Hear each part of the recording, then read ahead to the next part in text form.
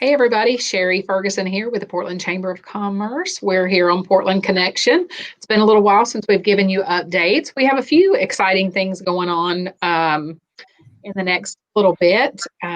So let's kind of just get started with the most news breaking that we are trying to get the word out is due to the rain, Mayor, you want to tell them what's going to happen Saturday?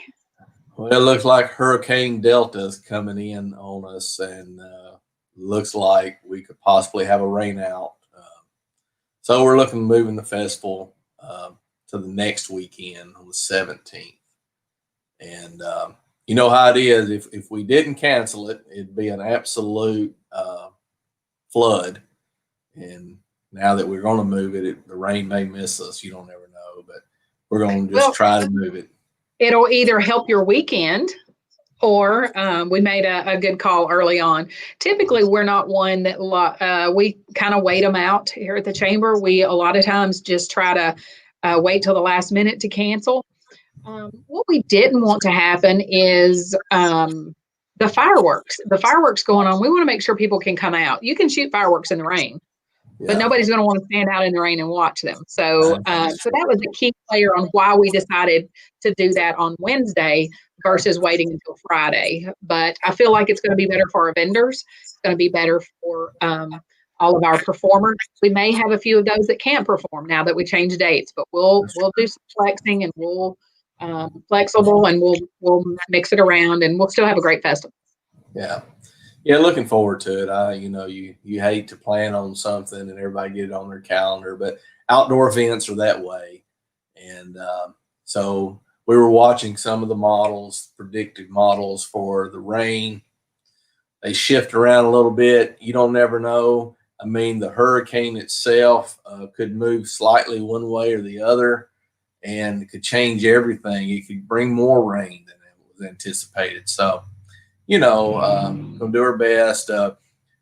Everything's we're used to canceling stuff this year anyway.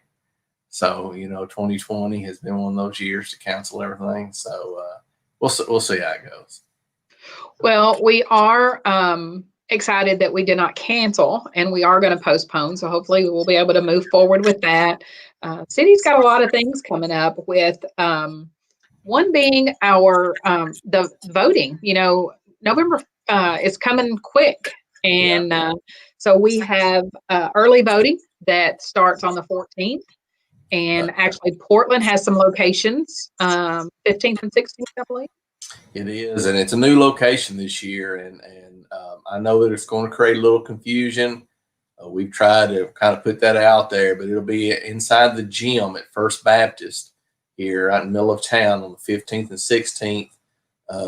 The Sumner County Election Commission set the times. They do those in the places. I believe it's 10 a.m. to 6 p.m. on the 15th and the 16th at First Baptist in the gym. So not at the Richland gym, not at the Robert Coleman building. And so at First Baptist in the gym. So try to remember that because if you're like me, when voting day comes around, you'll say, boy, I'm going to go skip out and go vote real quick. And I'll catch myself driving to the other location. And so try to remember that if you can.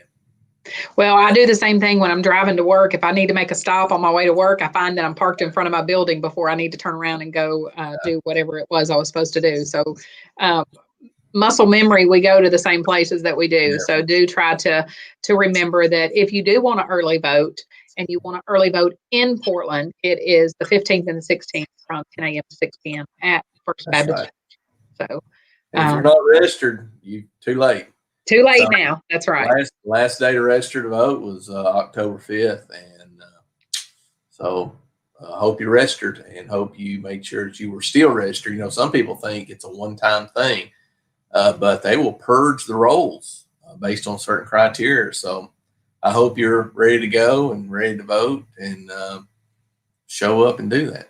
So voting this year, we have our city election for our city alderman. We have 4 open seats. Yes. And of those 4 open seats, 2 are incumbents that are coming back to run again. So there are 2 that are not running. And we have 8 candidates on the ballot. Yeah. Usually when we have a couple of open seats, no incumbents, usually get a little bit more interest than normal. And so we've got 8 candidates for 4 seats.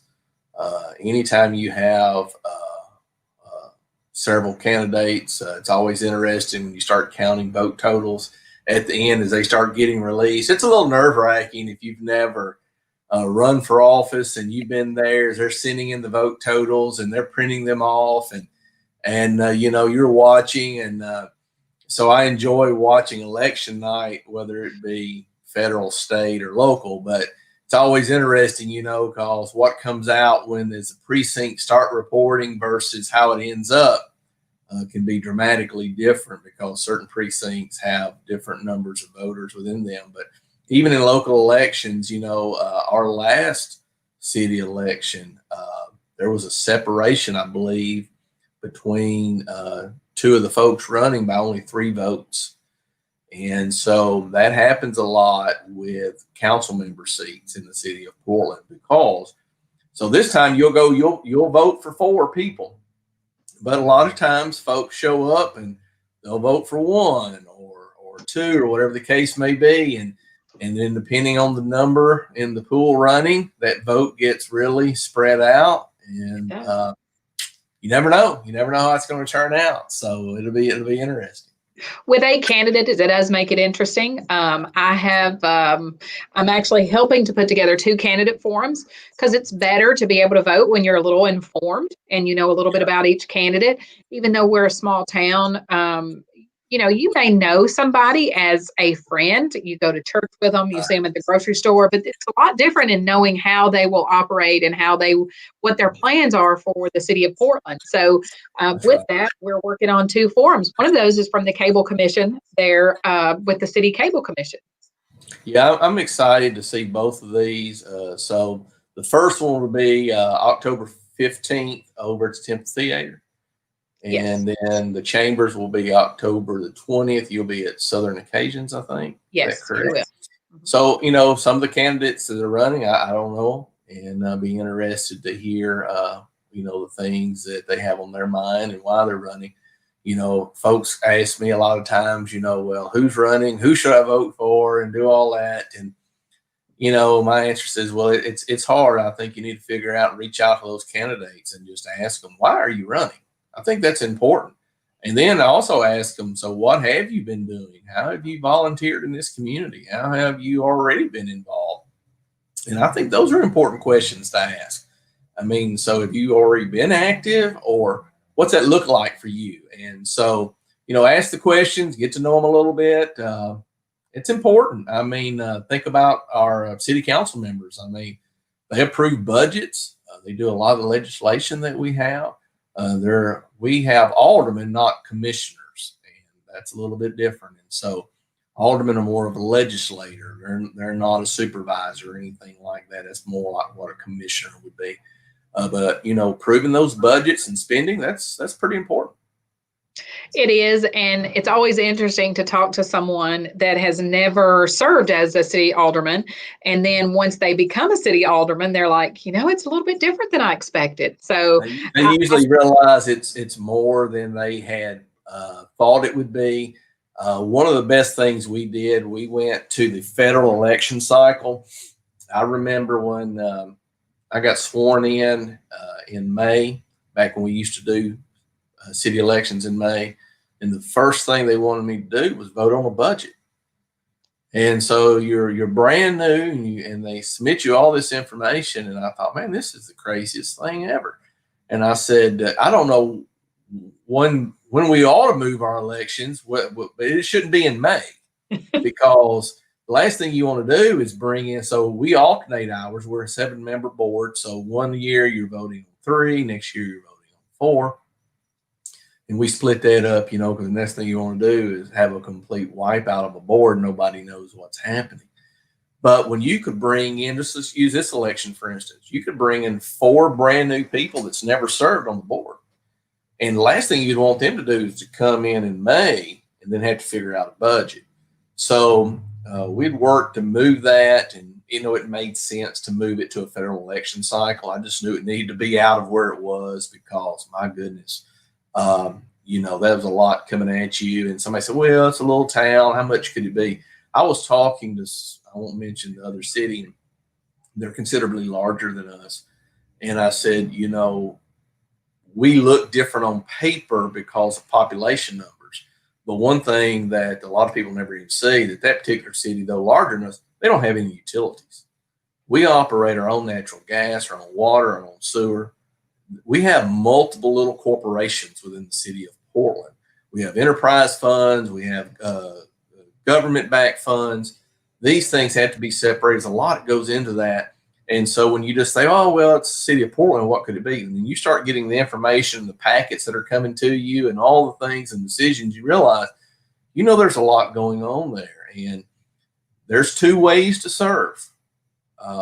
You can be the person who wants to do their homework, wants to get in there, read all the material and do the research. That takes a lot of time. It's hard for folks who work full-time jobs. I'm just telling you the way it is. Because I worked a full-time job and it's tough, but you have to dedicate the time.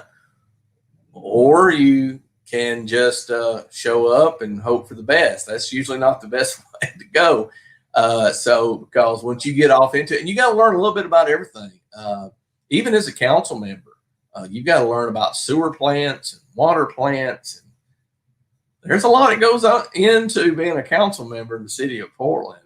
That's the reason why sometimes folks have served and they got through, their term and they went, wow, that's more than I had expected. It takes away a lot from your family. And so, I've kind of jokingly said I had ran for council the first time in 2003 and I lost. I went after the election and just went into the mayor's office, asked for an appointment, and just said, is there something I could do to serve? And I got appointed to a committee. And basically since 2003 up to this point in time, there's been 1, 2, or 3 days a week in the evenings that I've dedicated to meetings since 2003. And, that takes up a lot of time. So I tell folks, if you can't clear your schedule, for 1 or 2 days a week for meetings, it's going to be tough to serve. So it is. And when you have family and small children at home, and it makes it difficult. It is a service. You are serving the community. And I do appreciate everyone running because that takes time, that takes money, that takes effort. So even just putting your name out there, I applaud anyone that would do that and do it to be the complaint department. Because as you know, that's what you are for most people. Is you're the complaint. Very few people call you and tell you how things are going good, but they'll always call you and tell you when it's not going well. And unfortunately, that's the other difficult portion. And so when a new council member, they'll learn quickly on that. There's a lot of things that folks want them to do that they're just simply, it's not in their power to do, or it's not even under the city's control. And so that's a learning curve there, because they will get the calls.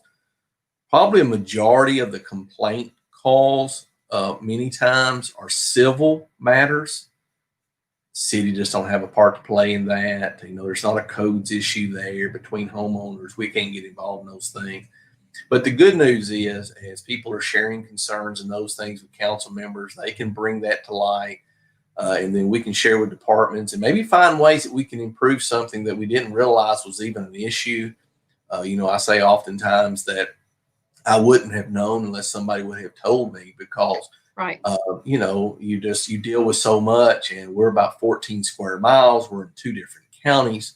We have services that run out beyond our city limits, especially with water and then natural gas, and then a small amount with sanitary sewer. And so there's a lot of issues that may be taking place that we didn't know, so some folks will let us know. That's very helpful. So it'll be a lot on people's plates. And so if they do have a full-time job, time management will be a big deal.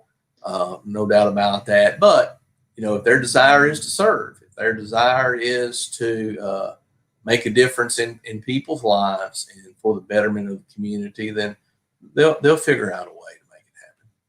Well, and not only are we voting for city aldermen, we'll have state representative, we have state Senate, and of course, presidential elections on there. But we actually have something that is very important to the city of Portland, and that is the referendum on the sales tax.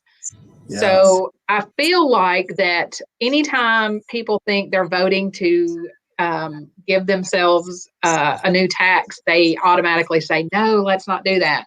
But I think when we go back, we need a little bit of explanation as to what's the cost and what's going to happen with the funds that are being received from this sales tax. Yeah, so, the council approved an ordinance to place this on the referendum so that the citizens could decide if they want to increase it. So it's important to understand that the local option sales tax currently is set at 2.25%. And so to max that out is 1/2 of 1%, and it would carry to 2.75. Now, it's also important to know that just like our friends in White House, they're already at 2.75. If you go shop at Walmart in White House or you make purchases there, you're already paying the 2.75. Robertson County is already at the 2.75.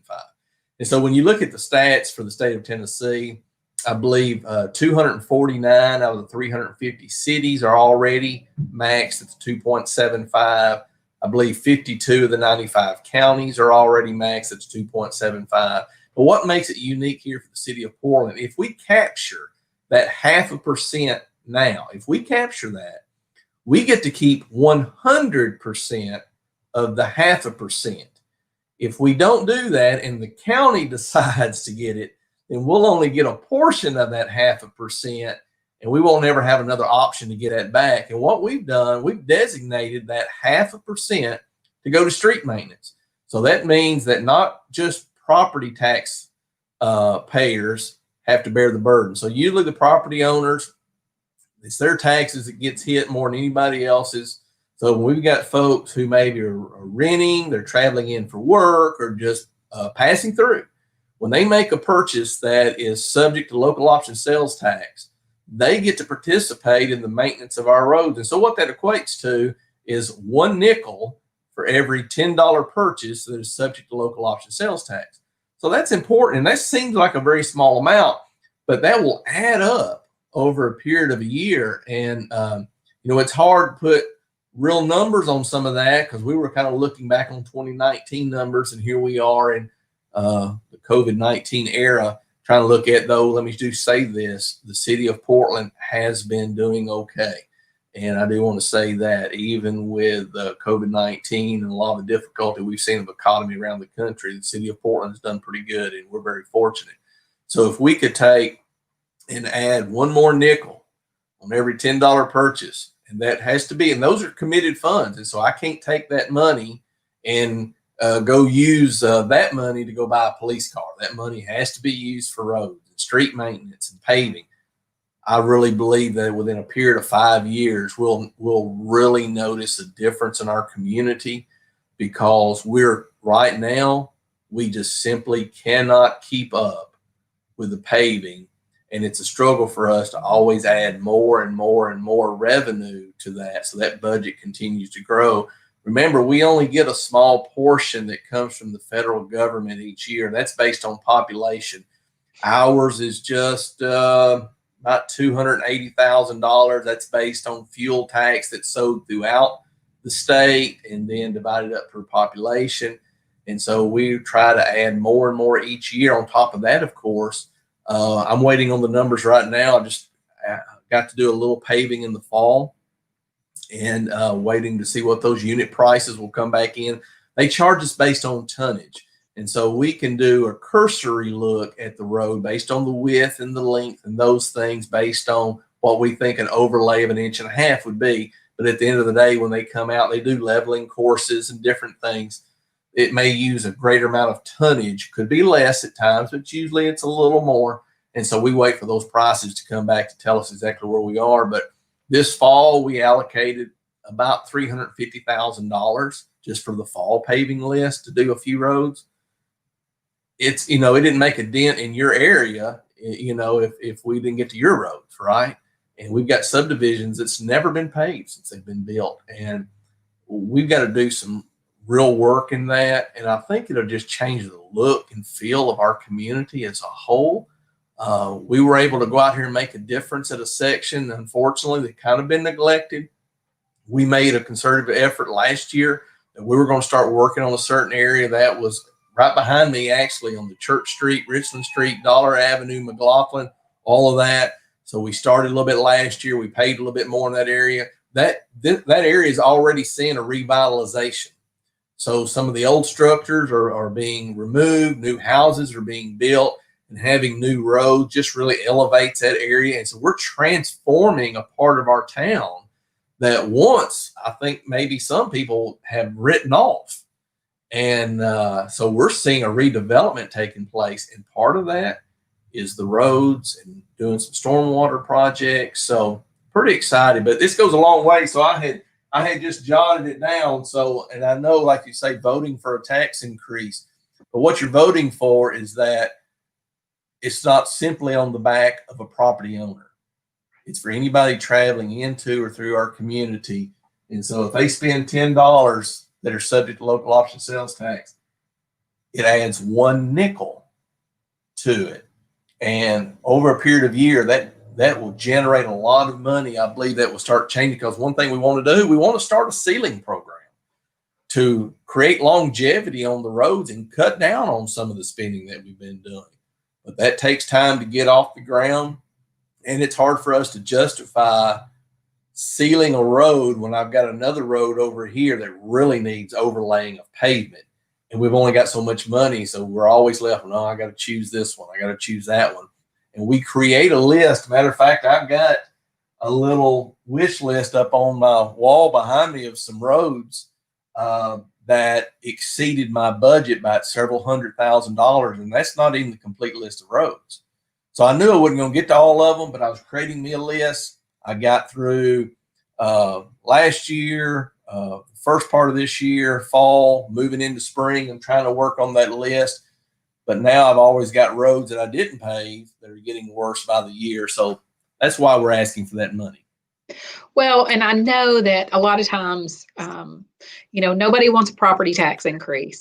Right. Nobody wants a tax increase at all. But when you look at a nickel on every $10 you spend, it spreads that burden around, again, not only to our local people that are here, and we have people passing through here that are stopping and buying gas and stopping at and getting snacks, but they'll drive through here and use the roads that our taxpayers are having to build. So this will help.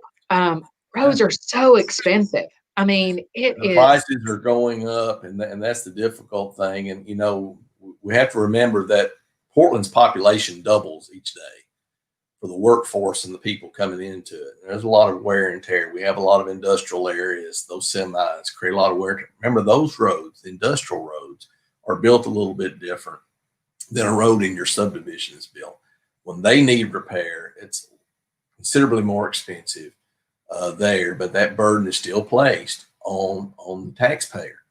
And so if we could figure out how to spread that around to everybody who use the roads when they make a purchase in our community, I think that would reduce the likelihood of having to raise a property tax to do more paving. And once again, I don't think you can say this enough, because I know a lot of folks in the city of Portland drive to White House and they shop at Kroger and things of that nature. They're already paying. Right. And so when you say, well, that's another increase. Well, if you're shopping over there, you're already been paying. And I talked to a gentleman here recently.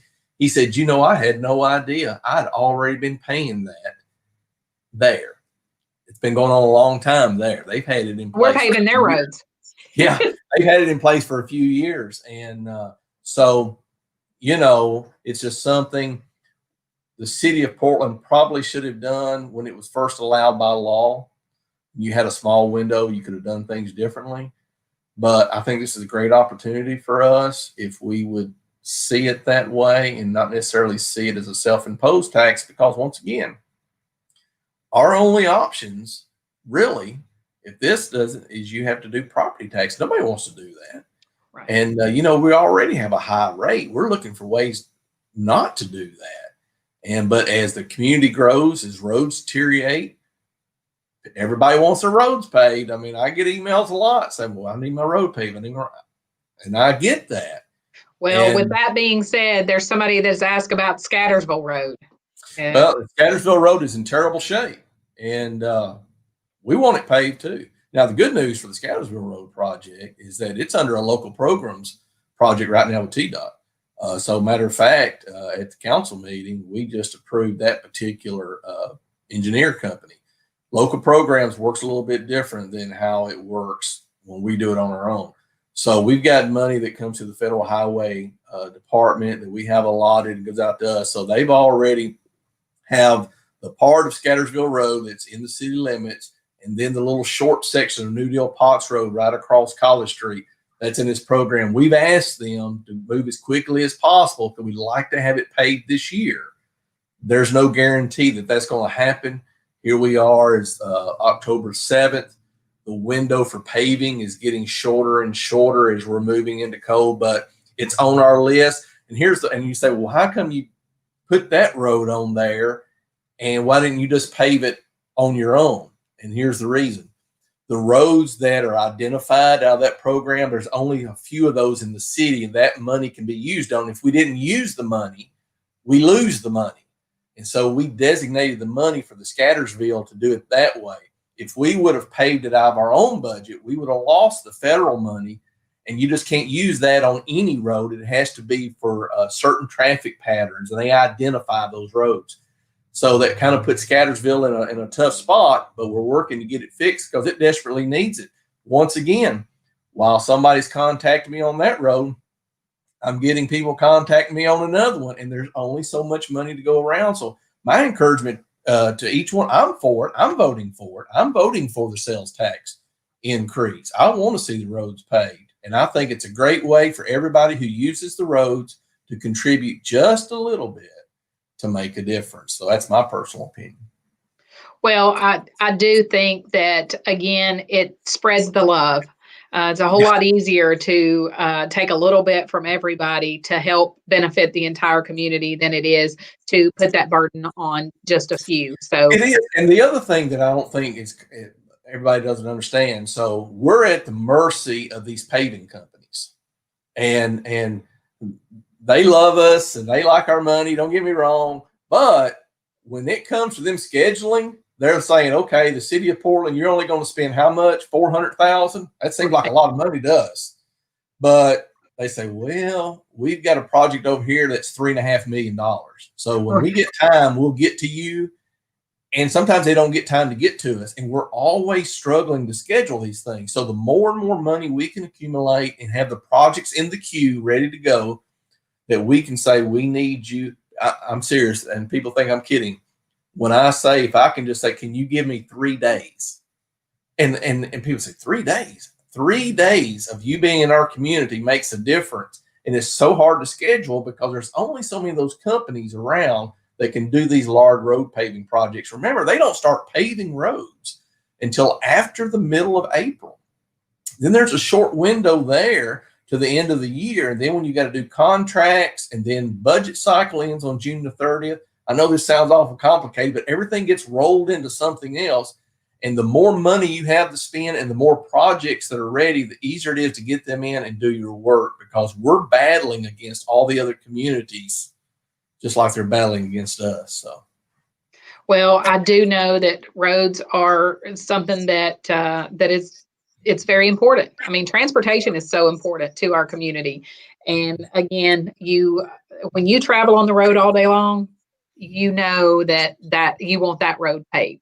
But how many miles of roads do we have here in Portland? Do you have that off the top of your head? No, I don't. And but here's another aspect. We were just having a conversation the other day. Traditionally, what we've done in the city of Portland, because money is limited, we've only ever painted the center yellow line, and we don't do the outside white line. lines because of the extra cost. And so we were having a discussion the other day. We need to start making sure that the roads are getting painted. Even when they don't need paved, they need to be maintenance on painting the lines. We need the white lines on the outside, the yellows on the inside. We need the stop bars at the stop signs, at the railroad tracks, and all that kind of stuff. And the reason why a lot of that's not getting done because the money's just not been there.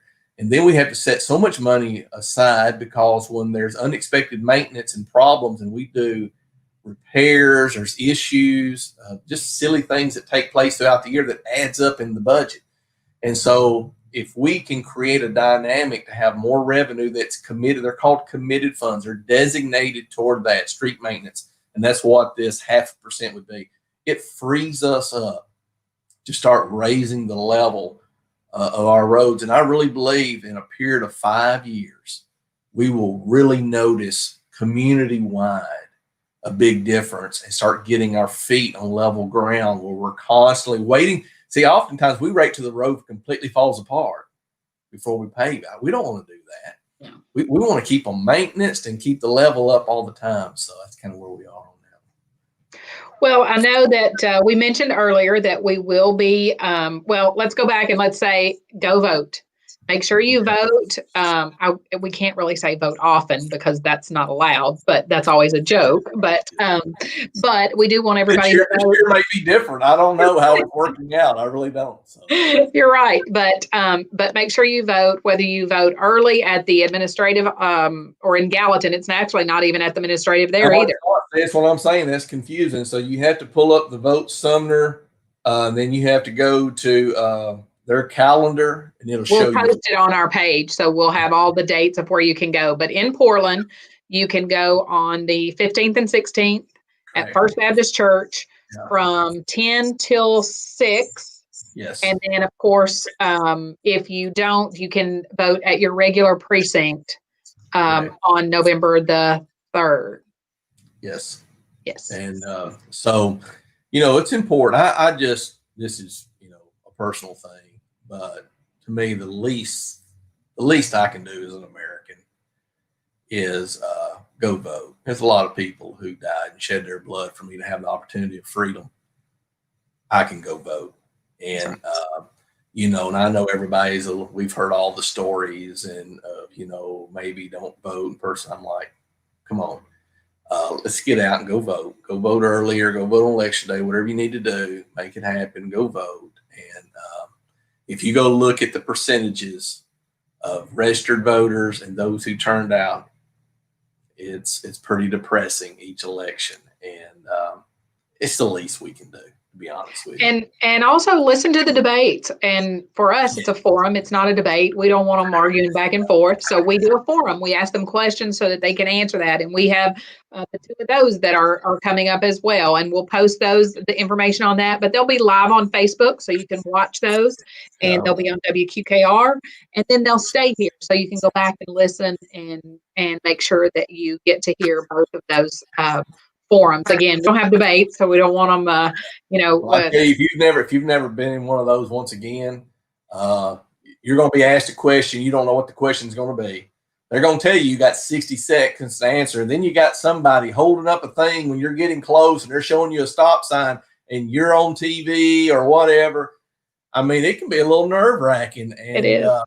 Just to make it through that, I applaud those who just make it through those things. And because it's a different element if you've never done that. Well, I think it'll be interesting too to see the ones that have never participated before, from the first one to the second one, because it's kind of like when you've never, like you say, when you've never been there and you kind of are getting your feet wet. The next time you're going, okay, I know what to expect now. So and we are using the same rules and everything's going to run the same way, so that'll help them too. We're not going to change the rules on them. So so do be informed about who you're voting for, and again, they're serving the community, and they're serving you.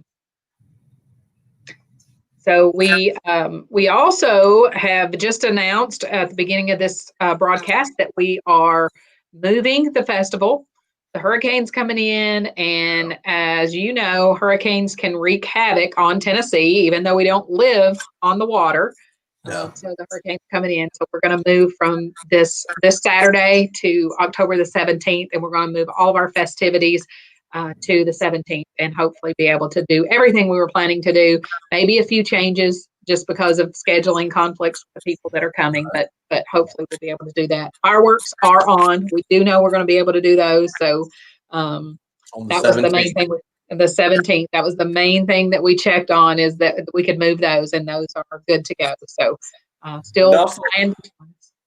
Let's also remind folks that, you know, if you want to get out and trick or treat, hey, you go for that. We recommend 4 p.m. to 7 p.m. in the city of Portland. We're going to do 4 p.m. to 6 p.m. at Richland Park for trick or treat in the park. If you're looking for more of a safe, controlled opportunity there.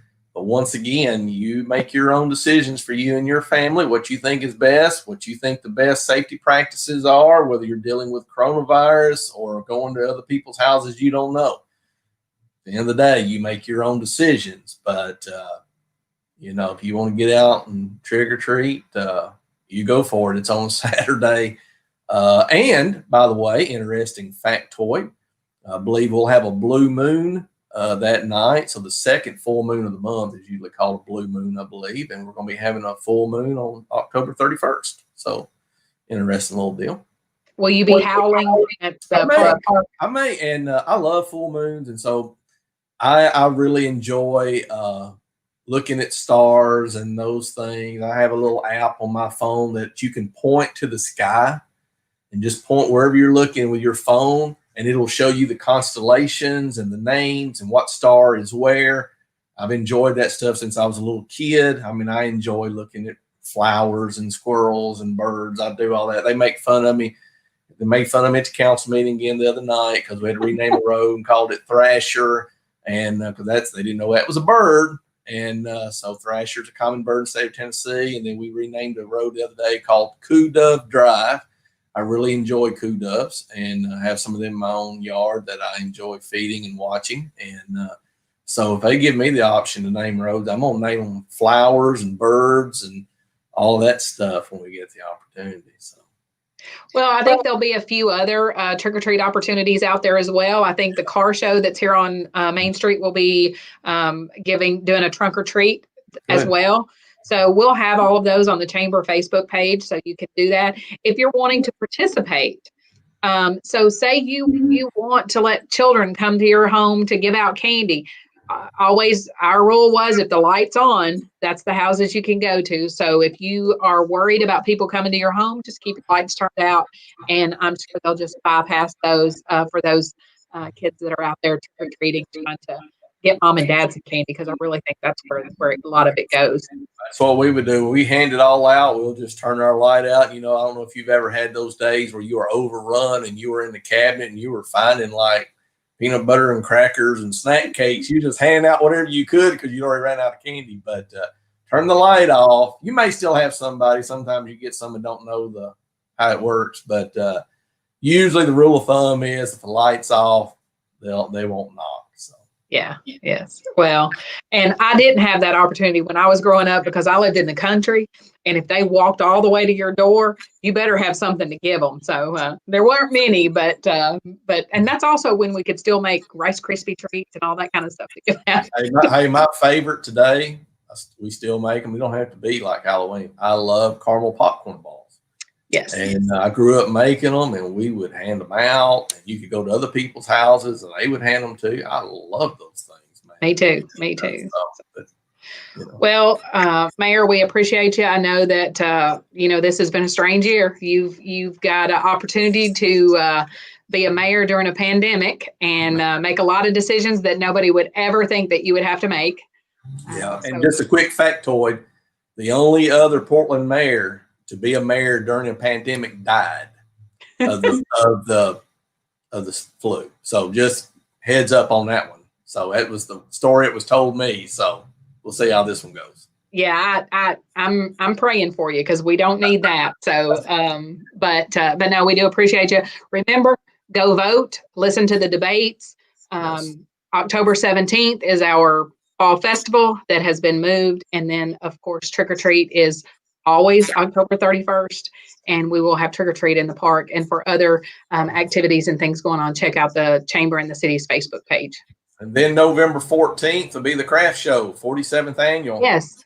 So that's coming up at Richland Park, and so keep an eye on that stuff. So and if you want to set up, vendors, call the Parks Department. They can get you in to set up for the craft show. I think that they're taking applications now, and they're not sold out. The last that I heard. So if you're wanting to set up, make sure you give them a call. Good deal. Good deal. Well, I appreciate you. Thank you for all the chamber does as well. You're welcome. Thank you. We'll talk to you soon.